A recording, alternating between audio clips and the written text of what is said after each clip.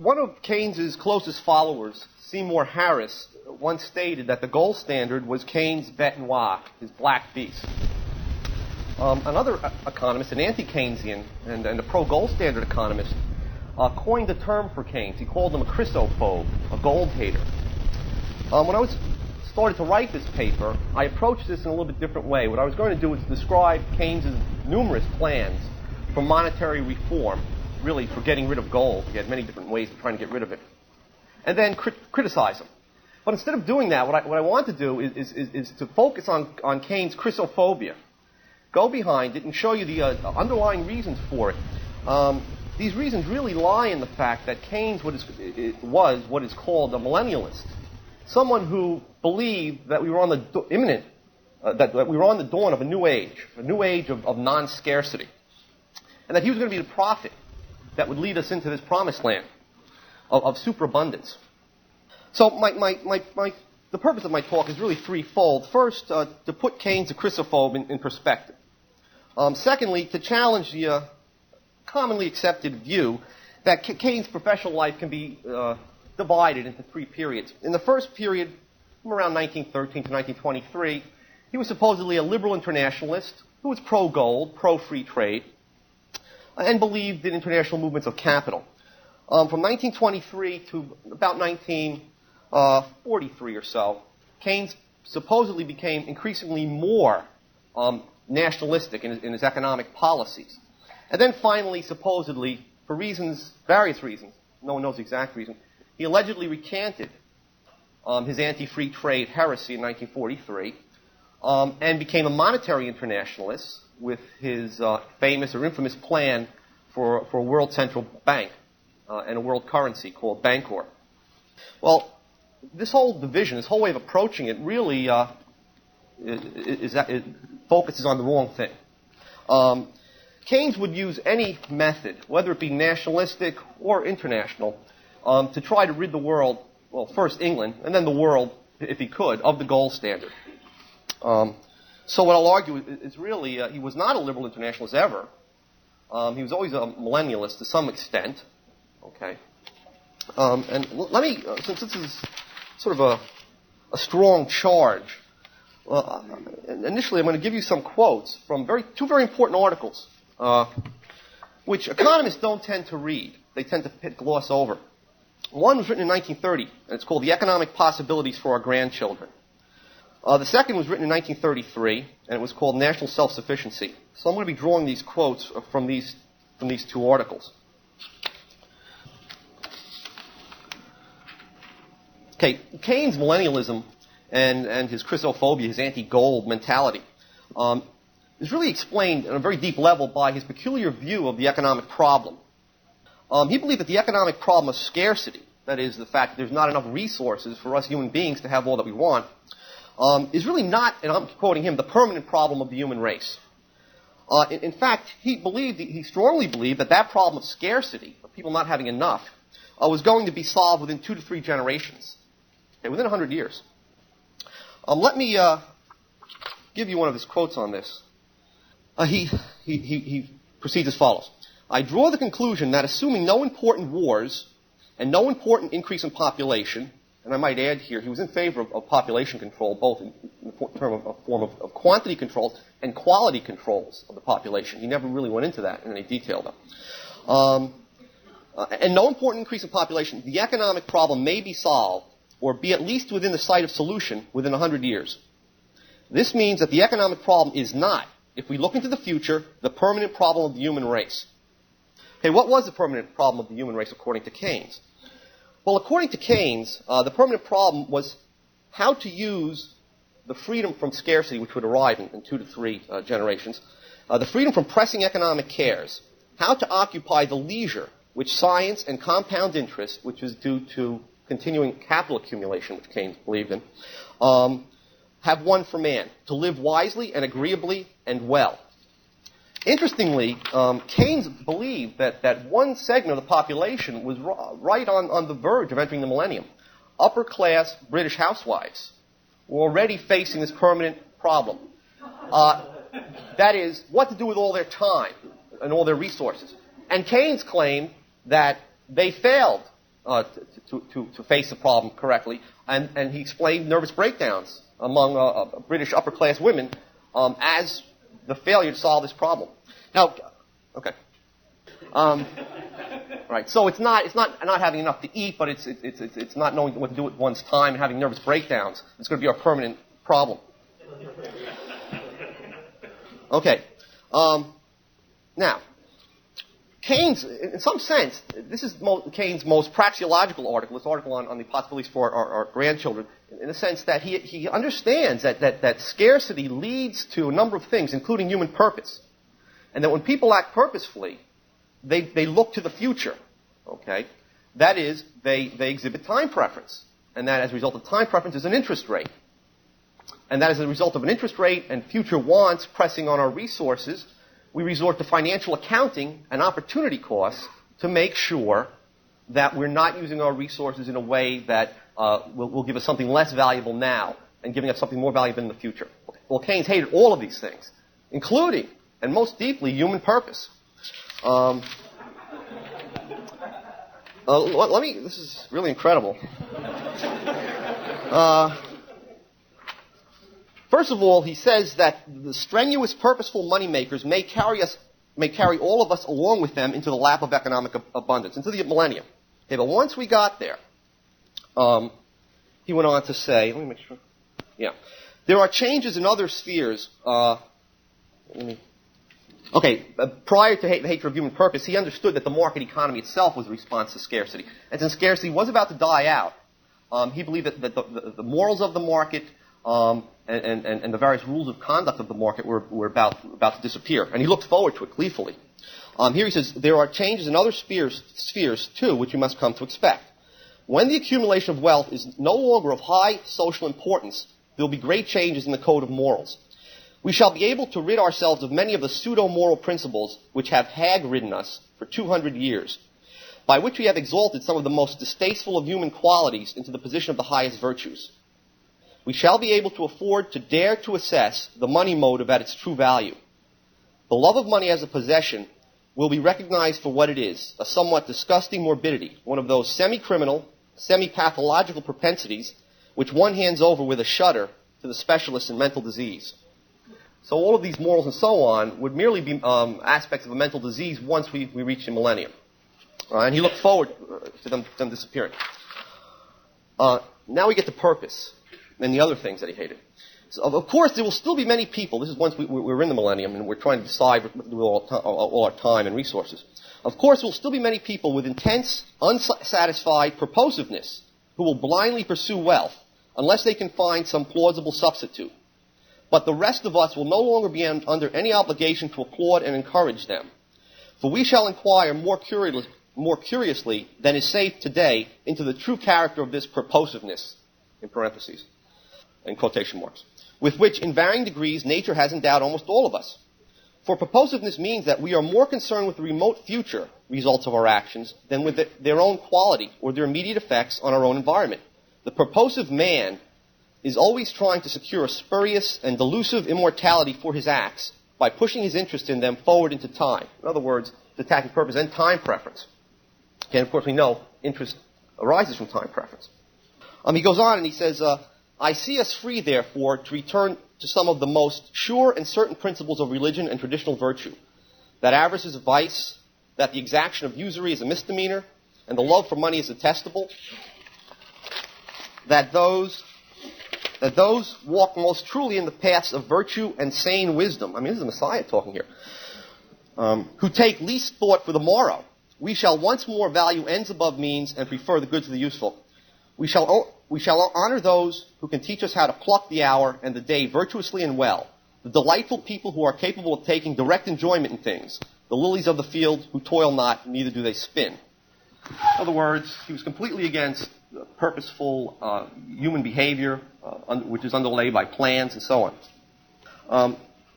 Well, to hasten the onset of this millennium, Keynes wished to push the interest rate down towards zero, to hasten capital accumulation and investment.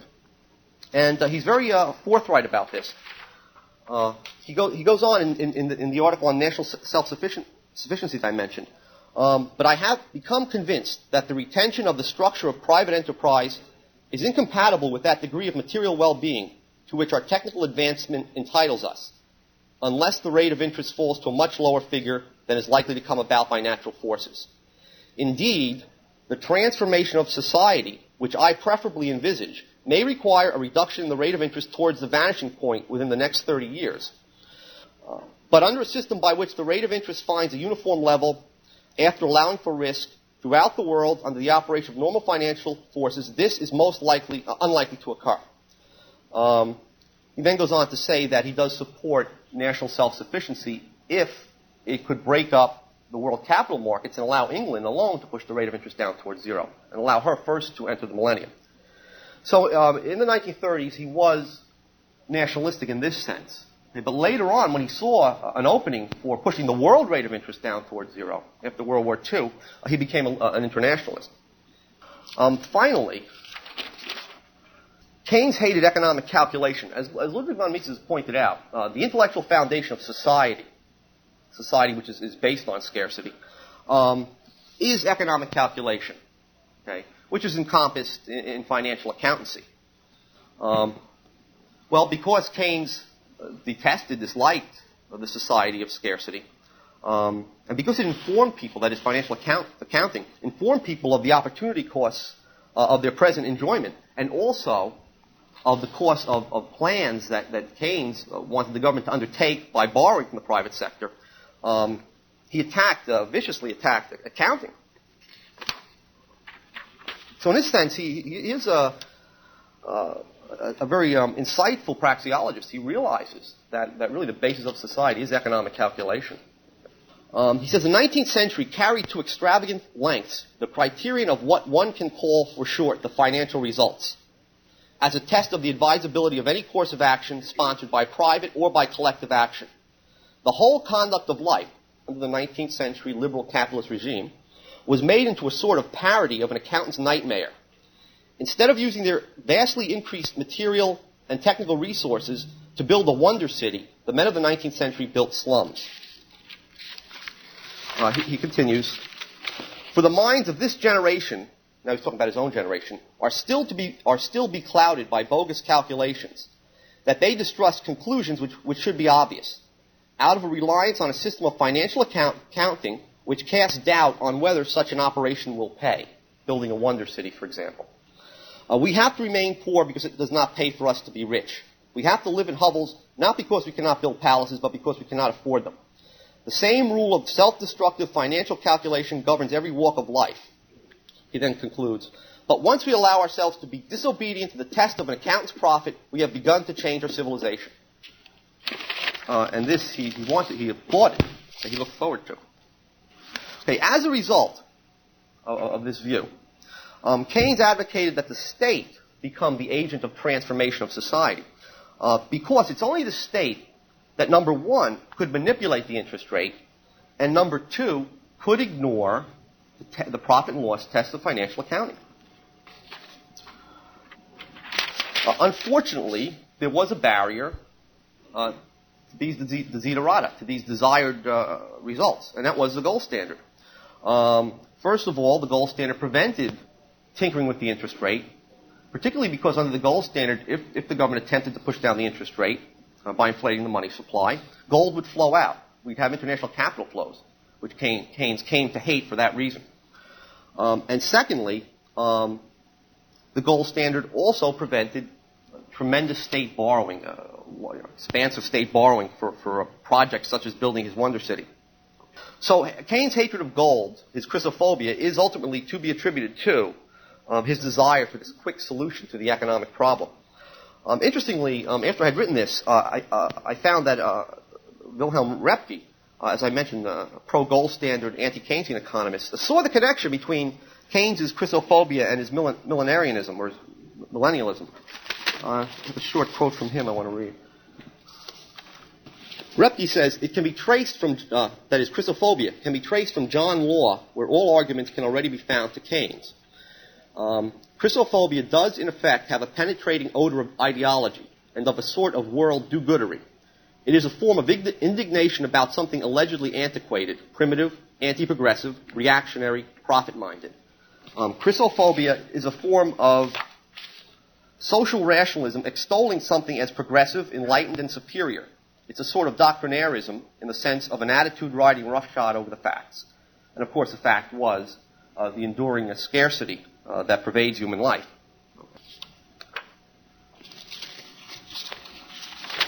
Okay, as any great messiah or would-be messiah, Keynes was a great myth maker.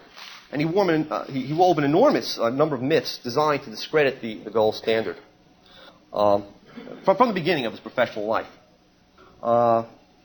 In fact, not only did he attempt to discredit the gold standard, on one occasion he even defamed it. I mean, he turned into a person. He referred to it as ori sacra fames in Latin, which is a play on words. It could mean the sacred reputation of gold or the accursed reputation of gold. Okay, he went on and wrote a satirical attack on it.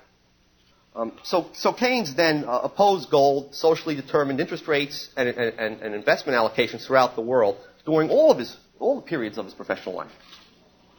Okay, what are some of the myths that he perpetrated and that are still existent today? Okay. First of all, in 1913, in his supposedly only pro-gold book, Indian Currency and Finance, he told us that the gold coin standard only works for Great Britain because it is the world's banker. Okay, it didn't really work for other nations. He advocated the other nations to develop a gold exchange standard.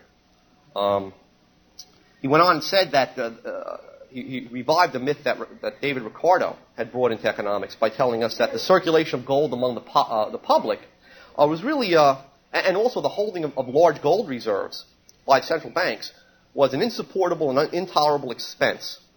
Okay, he wanted to get rid of them.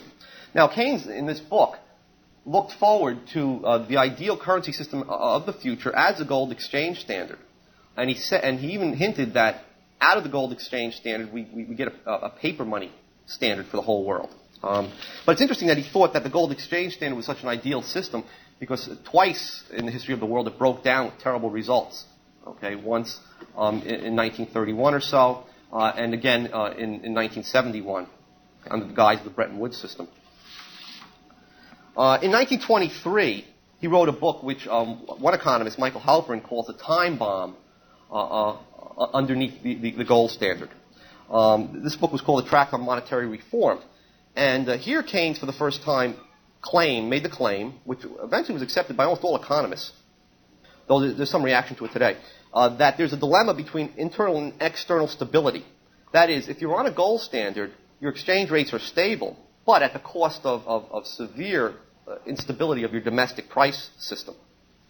He also claimed that stable exchange rates, and the gold standard, are not a way of integrating the whole world economy, but he claimed it's merely a convenience which adds to the efficiency and prosperity of foreign traders. He also told us that he acknowledged that there was tremendous long-run stability under the gold standard in the 19th century, that is, price stability. But he claimed that was merely a half-accidental circumstance. He also went on to say that it was partially a result of the fact that central banks inflated the money supply to offset falling prices, or a price level that would have fallen because of the tremendous number of goods being produced, or the increase in the growth of goods. In 1930, he was back on the attack again. Here he began to focus on foreign investment as a villain under the gold standard. First of all, he claimed that, in the long run, we don't like foreign investment. We being the British rulers, because it used up British savings to increase capital goods, not to raise the productivity of British workers and get them to the millennium faster, but to raise productivity of workers throughout the world. Secondly, he believed that in the short run, we had a transfer problem. Basically, if we tried to transfer capital, if Britain lent to the United States or lent to an underdeveloped country and tried to transfer the capital via the gold standard, the central bank would have to raise interest rates, and that would cause higher employment, falling prices, and lower current income for the British working class. And finally, he made two statements that he really didn't try to back up. He said that gold has been in chronically short supply for all of history. Okay? And in some ways, he he implied that silver was to be much preferred, but that somehow gold, and this is the second part of this assertion, gold, due to irrational and deeply held psychological predilections, he called it a furtive Freudian cloak, overcame silver. Okay, so he didn't try to explain the emergence of the gold standard by looking at the market processes involved. Okay, just basically asserted that it was due to psychological reasons. Okay, so finally, in one of the last articles he wrote, or rather an article in the 1940s, about 1943, Keynes made a further attack on the gold standard, and this wasn't based on a myth. By that time, Keynes openly was saying that wage rates, what he called efficiency wages, which are labor costs, were going to continue to rise, okay, year in and year out. And that what was wrong with the gold standard was that the gold standard would not permit this rise of labor costs without bringing on severe depression. Okay? So he was openly advocating inflation at this point in 1943. That is, he said labor costs tended to rise more quickly in Great Britain than they did elsewhere in the world. If Great Britain tried to stop this with a gold standard, or with the gold standard mechanism, it would cause an outflow of gold, a tightening of the money supply, and tremendous unemployment. Okay.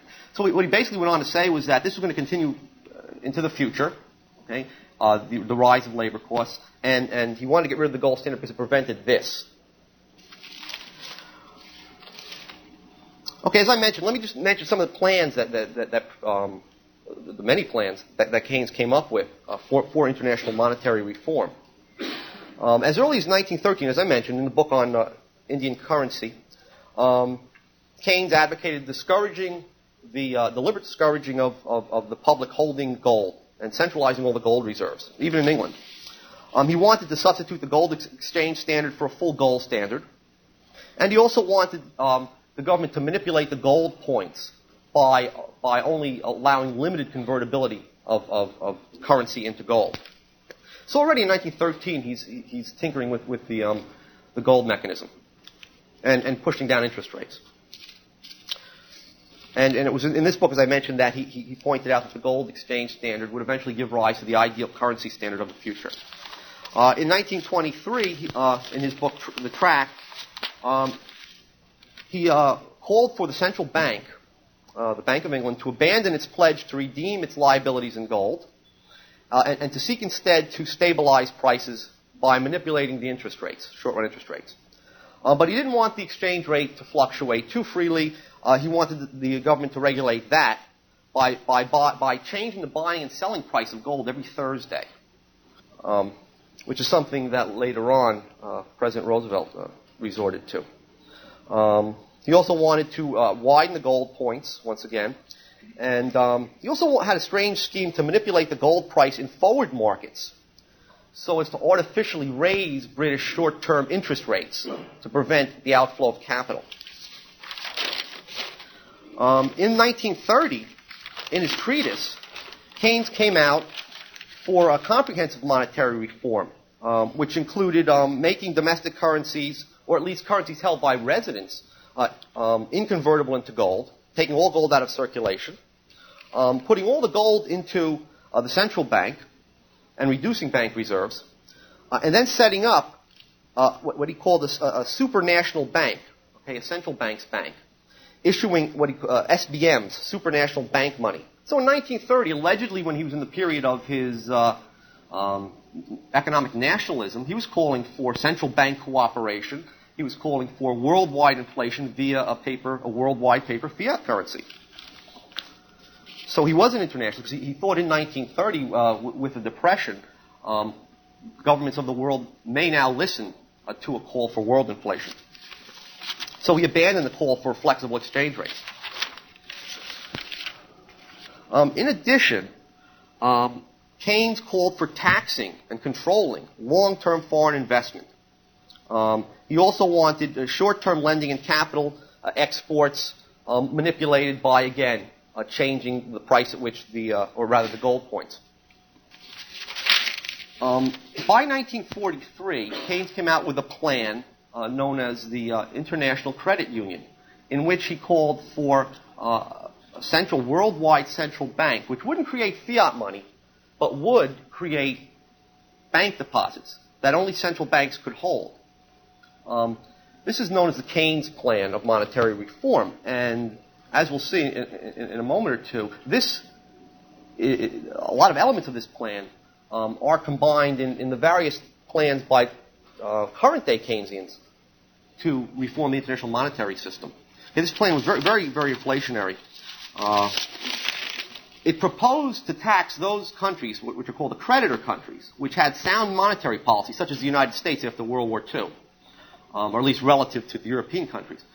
He wanted to put a 1% tax on them if their balances, their bank balances in this international bank were building up.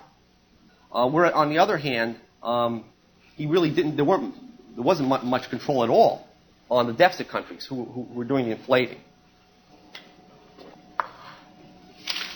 Much of this plan, but not all of it, was encompassed in the International Monetary Fund, okay, established at Bretton Woods. Okay, the plan is heavily Keynesian. What is interesting was that a number of economists who formerly favored the gold standard, and even at the time did, fell prey to Keynes' false monetary internationalism. For example, Michael Halperin, who was a pro-gold standard economist, agreed with Keynes that we couldn't go back to the gold standard after the World War II because we would first have to develop internationalism. That is, we had to develop international cooperation among central banks. So he wanted to postpone going back to gold. Another economist, Edwin Kemmerer, who believed in the gold coin standard, said, well, before we could have the gold coin standard, we have to set up a world central bank. The only economist who courageously fought this was B.M. Anderson, who was a Wall Street economist for a long period of time, or bank economist. And he came up with a great statement in support of the gold standard and against this phony internationalism of Keynes. He said the following.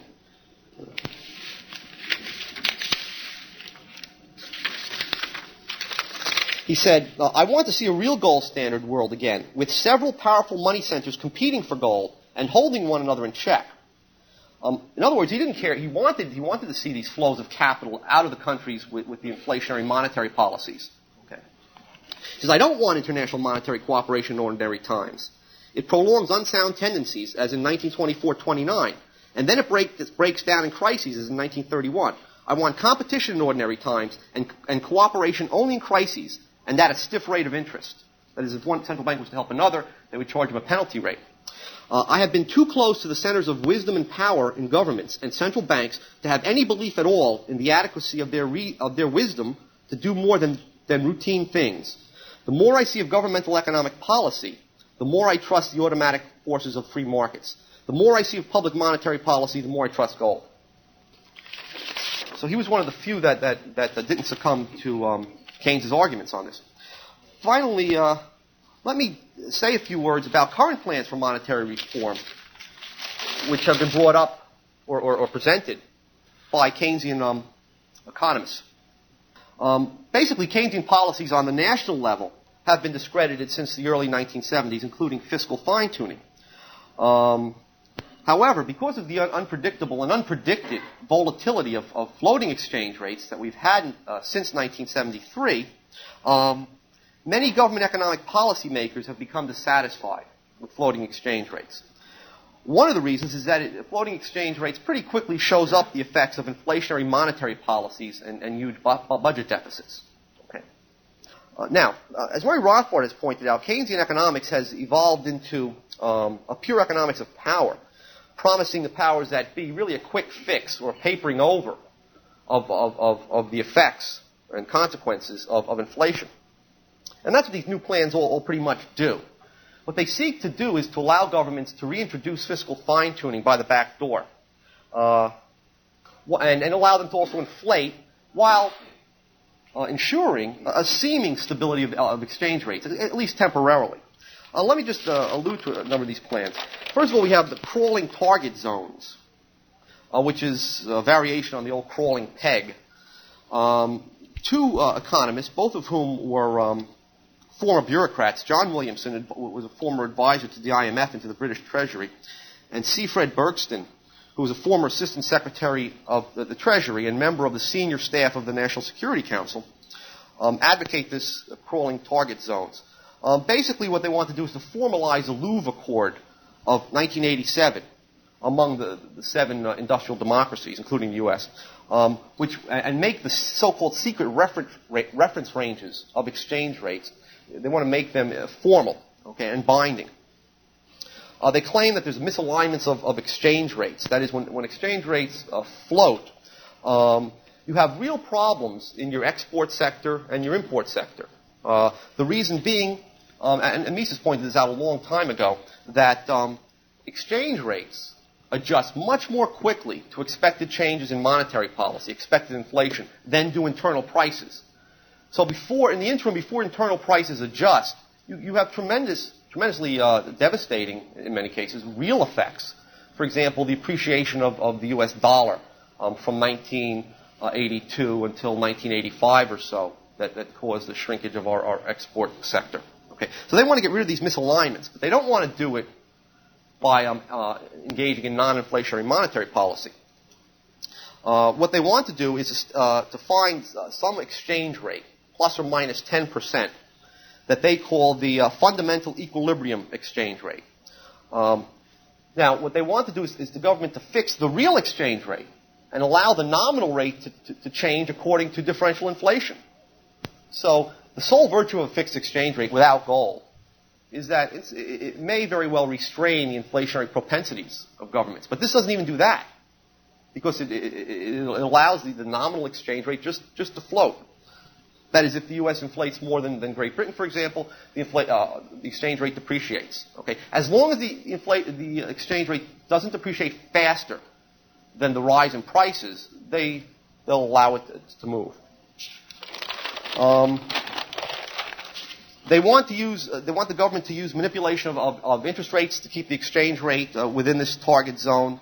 But on the other hand, they want to allow the governments, the group of 7 governments, to use fiscal fine-tuning, okay, to expand continuously year after year what they call domestic demand.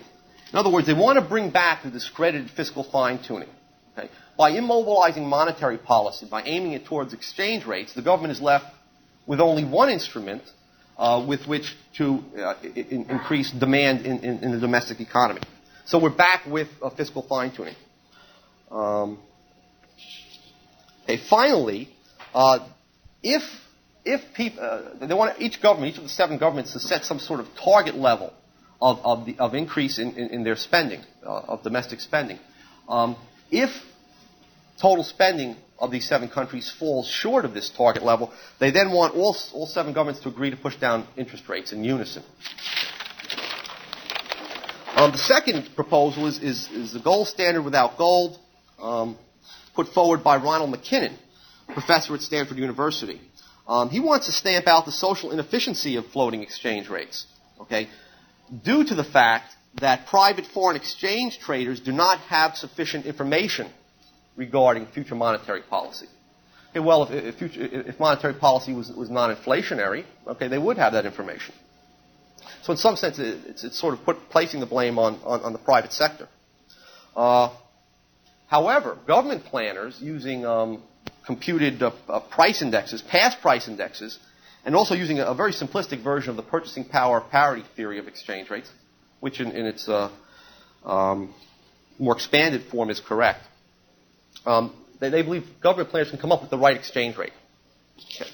And some of the details of the plan include they would actually fix exchange rates, nominal exchange rates, among 3 currencies: the yen, the dollar, and the mark.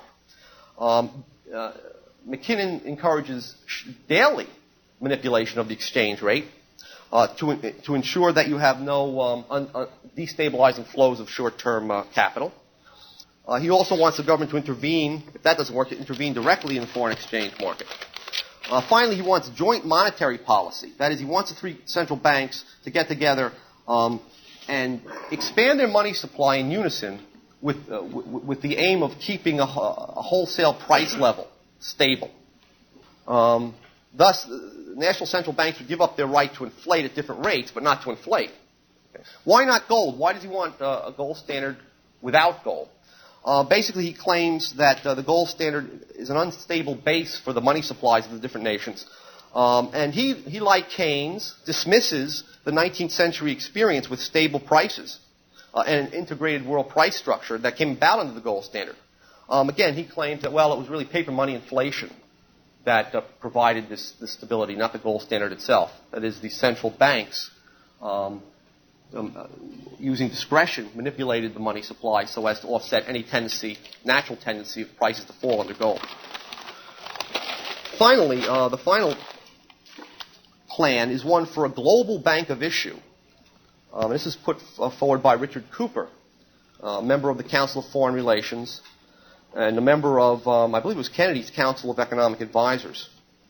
Again, the goal is to reduce arbitrary movements in real exchange rates and to fix exchange rates by imposing a single currency. Okay. So this is more ambitious than the previous two plans.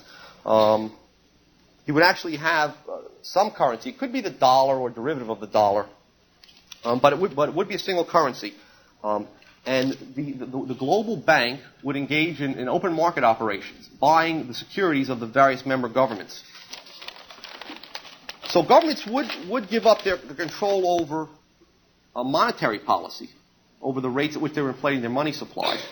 However, they would be able to use fiscal policy, that is budget deficits, to get their economies moving. But only they could only monetize these debts to the extent that the new money was being used, the increment in the new amount of world money was being used to purchase their own securities. And finally, a fourth Keynesian, James Tobin, who agrees with these plans, but says that they're really not viable in the foreseeable future. He instead regretfully recommends, and I'm quoting, throwing some sand in the wheels of our excessively efficient international money markets. What he wants to do is to put a 1% tax, internationally uniform, all countries. Each country would be in charge of enforcing the tax within its own borders, on all spot conversions of one currency into another. This would fall most heavily on short-term capital movements. For example, he estimates that a 1% tax would require, for it to be profitable, to invest in a foreign treasury bill. There would have to be an 8 percentage point differential in the annual rate of interest. So what he's done is to segment the world capital markets, which was Keynes's point, okay, to prevent capital outflows as a reaction to inflationary government monetary policy.